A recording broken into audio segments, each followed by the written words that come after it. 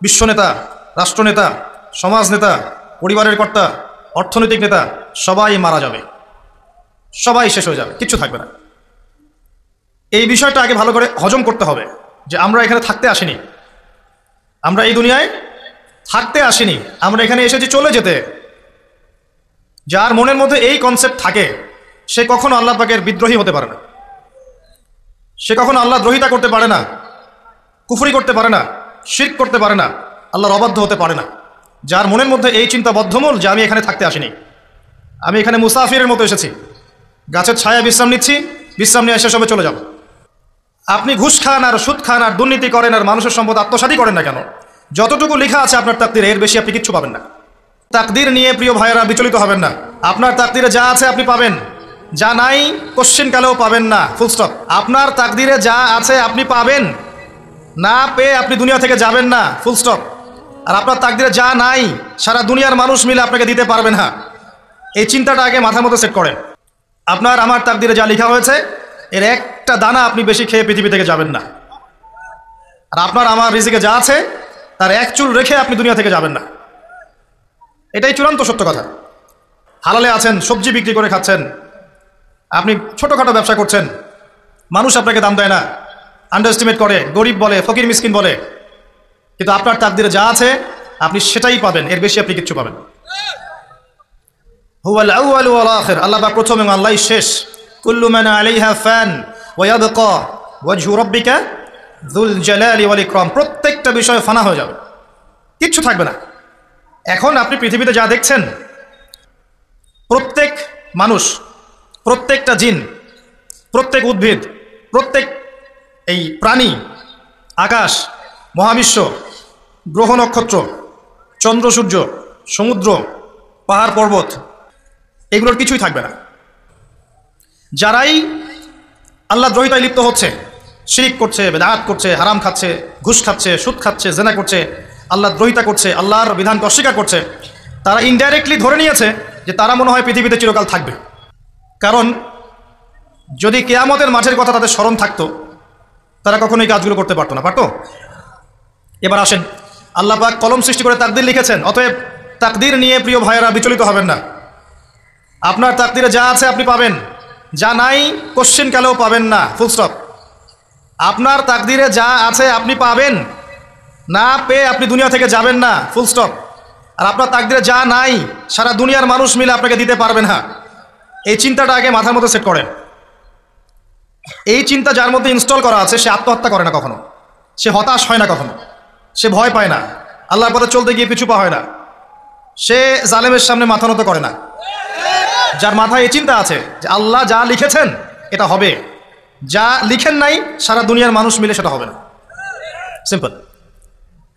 এর মধ্যে আল্লাহ পাক পরীক্ষায় ফেলবেন, ওই বিষয়টা ডিফারেন্ট।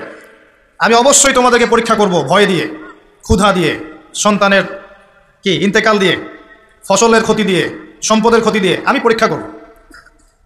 কিন্তু যারা সবর করবে এবং যারা এই কনসেপ্ট রাখবে ইন্না লিল্লাহি ওয়া ইন্না ইলাইহি রাজিউন, এদেরকে আল্লাহ পাক প্রশংসা করেছেন, ইনশাআল্লাহ এরা সফল হবে। আল্লাহ পাক তাকদির লিখে ফেলেছেন, তাকদির নিয়ে টেনশন করবেন না, রিজিক নিয়ে টেনশন করবেন না। এখনকার যুব সমাজের সবচেয়ে বড় টেনশন রিজিক।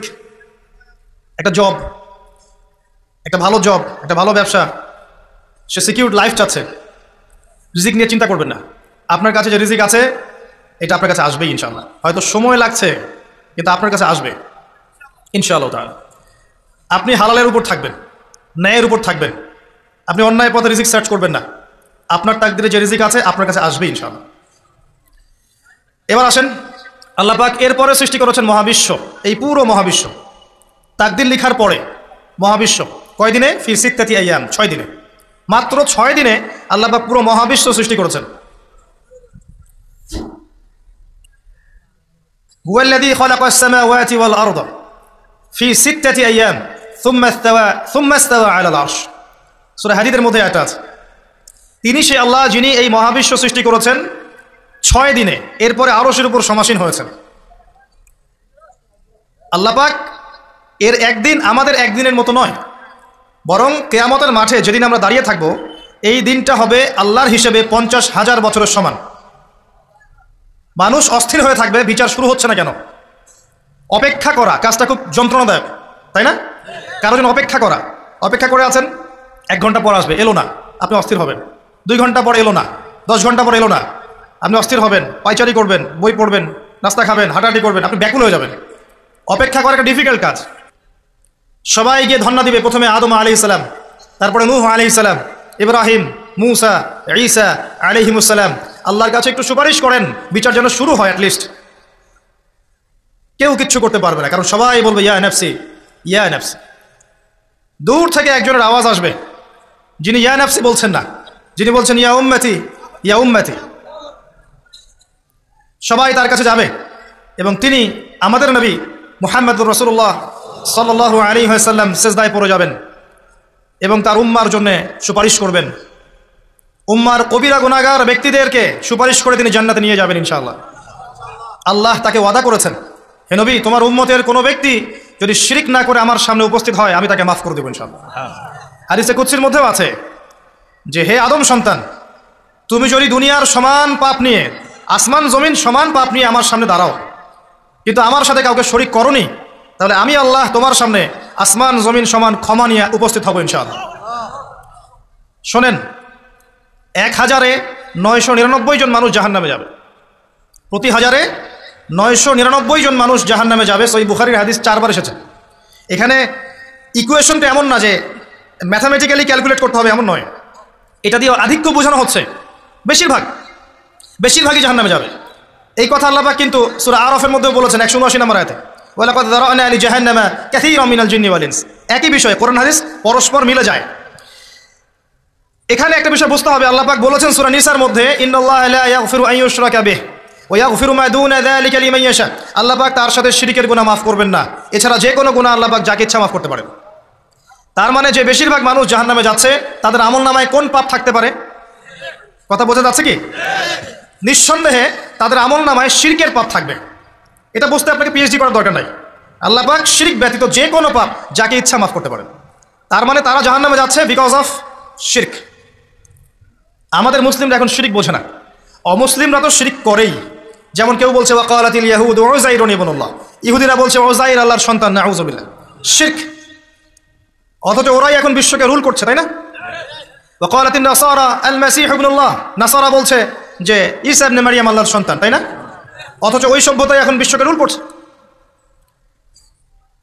যালিকা কাউলুহুম বিআফওয়াহিহিম, এটা ওদের মুখের কথা, এটা জাস্ট মুখের কথা। আবার অনেক সময় দেখা যায় যে আল্লাহকে বাদ দিয়ে আমরা মাধ্যম পূজাও করছি। অমুসলিমরা তো শিরক করছেই, যারা মুসলিম তারা দেখবেন আল্লাহকে বাদ দিয়ে মাধ্যম পূজা শুরু করেছে। মাজারের পূজা করছে, কবরের পূজা করছে, মৃত ব্যক্তির ওসিলায় পার পাওয়ার চেষ্টা করছে। মুসলিম থেকে দেখবেন তাকদীরকে অস্বীকার করছে, আল্লাহর হালালকে হারাম করছে, আল্লাহর হারামকে হালাল করছে। মুসলিম থেকে দেখবেন যে হাতে একটা আংটি পরেছে, ভাই কি জন্য পরেছেন? এই রোগ ভালো হবে আমার। গলায় একটা বালা ঝুলিয়েছে, কোমরে একটা মাদুলি, ভাই এগুলো কেন? এগুলোতে রোগ ভালো হবে। মুসলিমদের কথা বলছি, অমুসলিমদের কথা বাদ দেন। যারা বলছে আল্লাহর সন্তান আছে, ওদের কথা তো বলার দরকার নেই আমাদের, কারণ এগুলো স্পষ্ট শিরক। তবে এতটুকু বলি যে 25শে ডিসেম্বরে যারা বলেছে মেরি ক্রিসমাস, বলেছে না? 25শে ডিসেম্বর যারা বলেছে মেরি ক্রিসমাস, মুসলিমদের মধ্যে এরা স্বীকার করে নিয়েছে যে ওই দিন আল্লাহ রাব্বুল আলামিন ঈসা আলাইহিস সালামকে জন্ম দিয়েছেন। নাউযুবিল্লাহ, নাউযুবিল্লাহি মিন যালিক। আর এটা এত বড় একটা কথা, এই কথা যদি আসমান জমিন আর পাহাড় শুনে রিয়াক্ট করতে পারতো, থরথর করে কেঁপে ভেঙে যেত এরা। সূরা মারিয়ামের শেষের দিকে পড়ে দেখেন, ওয়াকালু ইত্তাখাযার রাহমানু ওয়ালাদা লাকাদ জি'তুম শাইআন ইদ্দা তাকাদু আস-সামাওয়াতু ওয়াল আরদু ইয়াতাফাত্তারনা মিনহু ওয়া তানশাক্কুল আরদু ওয়া তাখিরুল জিবালু হাদ্দা। পড়েন অর্থটা। আসমান জমিন পাহাড় যদি এই কথা শুনে রিয়াক্ট করতে পারতো, এরা চৌচির হয়ে যেত। এত বড় একটা কথা বলেছো তোমরা, ঈসা আলাইহিস সালামকে আল্লাহ পাক জন্ম দিয়েছেন, নাউযুবিল্লাহ। তো এরা তো শিরক করছেই। মুসলিমরাও দেখবেন এই যে যেগুলো বললাম, আল্লাহকে বাদ দিয়ে অন্যের কাছে দোয়া করছে, আল্লাহকে বাদ দিয়ে অন্যকে সেজদা করছে, আল্লাহকে বাদ দিয়ে অন্যের কাছে নজর মানত করছে, আল্লাহকে বাদ দিয়ে অন্যের জন্য জবাই করছে, আল্লাহর তাকদীরকে অস্বীকার করছে, আল্লাহর হালালকে হারাম করে নিচ্ছে, আল্লাহর হারামকে হালাল করে নিচ্ছে।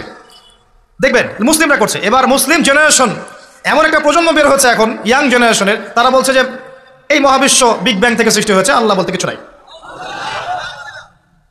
আপনি বোঝেন কি কারণে প্রতি 999 পিপল জাহান্নামে কেন যাবে? কারণটা কি? শিরক। আর এই শিরকটা হচ্ছে আপনার চিন্তায়, আপনার কথায় এবং আপনার কাজে। চিন্তার মধ্যে শিরক। যেমন একজন ব্যক্তি চিন্তা করে আকীদা, যে আল্লাহ ছাড়া অমুকও সন্তান দিতে পারে। এরকম আকীদা নাই মুসলিমদের? আছে। একজন বলছে আল্লাহ কল্যাণের মালিক আর শয়তান হচ্ছে অকল্যাণের মালিক। কথাটা শুনতে খুব ভালো লাগে না? অকল্যাণ হয়তো আল্লাহর পক্ষ থেকে আসে না, আল্লাহ পবিত্র, অকল্যাণ শয়তানের পক্ষ থেকে আসবে। ব্যাপারটা কেমন? ভালো মন্দ, কল্যাণ অকল্যাণ, দুঃখ কষ্ট সুখ সবকিছু কার পক্ষ থেকে আসে?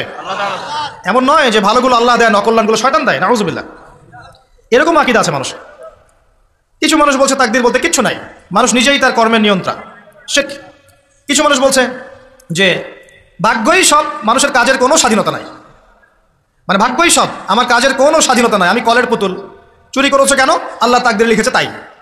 সুদ খাও কেন? ঘুষ খাও কেন? রিলিফের মাল মেরে খাও কেন? আল্লাহ তাকদীরে লিখেছে তাই। এরকমও কিছু মানুষ আছে। প্রত্যেক পদে পদে আপনি শিরক পাবেন। আপনি আল্লাহকে ছাড়া সেজদা দেখতে পারবেন, আল্লাহকে ছাড়া মানুষ নজর করছে, মানত করছে, কসম করছে, কুরবানি করছে, সেজদা করছে, দোয়া করছে এবং ওসিলা পূজা করছে যে আল্লাহ বাদ দিয়ে অমুকে আমাকে পরকালে পার করিয়ে দিবে। নাউযুবিল্লাহ বলছেন ঠিকই, কিন্তু আমাদের দেশের বহু মানুষের আকীদা এমন যে আমাকে পরকালে পার করায় দেওয়ার লোক আছে, সমস্যা নাই। শোনেন, পরকালের প্রতিটা সুপারিশ আল্লাহর ইখতিয়ারে।